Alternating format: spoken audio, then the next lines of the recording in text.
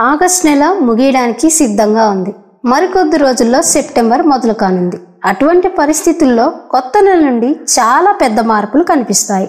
ఇది సాధారణ ప్రజల జేబులపై నేరుగా ప్రభావం చూపుతుంది. సెప్టెంబర్ నెల నుండి అలాంటి కొన్ని ప్రత్యేక మార్పులు జరగనున్నాయి. ఇది మీ జేబుపై ప్రభావం చూపుతుంది.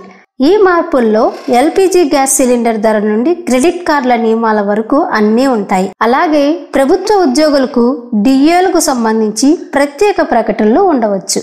ప్రభుత్వాలు సంస్థలు తీసుకునే నిర్ణయాలు, ఆయా పాలసీల్లో మార్పులు ప్రజల జీవితంపై ప్రభావం చూపుతాయి. కీలక మార్పులను ముందుగానే తెలుసుకోవడం ద్వారా ప్రయోజనాలు కోల్పోకుండా జాగ్రత్త పడవచ్చు. మరికొద్ది రోజుల్లోనే సెప్టెంబర్ మొదలు కాబోతుంది. కొత్త నెలలో చాలా మార్పులు చోటు చేసుకోనున్నాయి. ప్రతి నెల మొదటి తేదీన భారత ప్రభుత్వం ఎల్పిజి ధరను సవరిస్తుంది. వాణిజ్య గ్యాస్ సిలిండర్లు, గృహ ఉపయోగం కోసం ఉపయోగించే గ్యాస్ సిలిండర్ల ధరల్లో మార్పులు చోటు చేసుకుంటూ ఉంటాయి.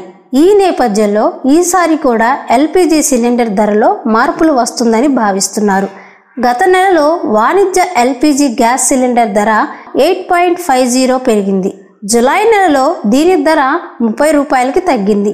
ఎల్పిజి సిలిండర్ల ధరలతో పాటు చమురు మార్కెటింగ్ కంపెనీలు, aviation turbine fuel, CNG, PNG ధరలను కూడా సవరిస్తాయి. దీని కారణంగా మొదటి తేదీన వాటి ధరల్లో కూడా మార్పులు చూడవచ్చని భావిస్తున్నారు. సెప్టెంబర్ 1 నుండి కొత్త రూల్స్, కీలక మార్పులు చేసిన ప్రభుత్వం. మరోవైపు నకిలీ కాల్స్, నకిలీ సందేశాలను అరికట్టేందుకు టెలికాం కంపెనీలకు ట్రై హెచ్చరించింది. దీనికోసం ట్రై కఠినమైన మార్గదర్శకాలను జారీ చేసింది. Jio, Airtel, Vodafone, Idea, BSNL వంటి టెలికాం కంపెనీలు 140 మొబైల్ నంబర్లతో ప్రారంభించి బ్లాక్ చైన్ ఆధారిత డిఎల్టీకు టెలిమార్కెటింగ్ కాల్స్, వాణిజ్య సందేశాలను పంపాలని ట్రై కోరింది. సెప్టెంబర్ 1 నుండి హెచ్డిఎఫ్సి బ్యాంక్ యుటిలిటీ బిల్ చెల్లింపు లావాదేవీలపై రివార్డ్ పాయింట్ల పరిమితిని నిర్ణయించనుంది. దీని కింద కస్టమర్లు ఈ లావాదేవీలపై నెలకు 2000 రూపాయల పాయింట్లను మాత్రమే పొందగలరు.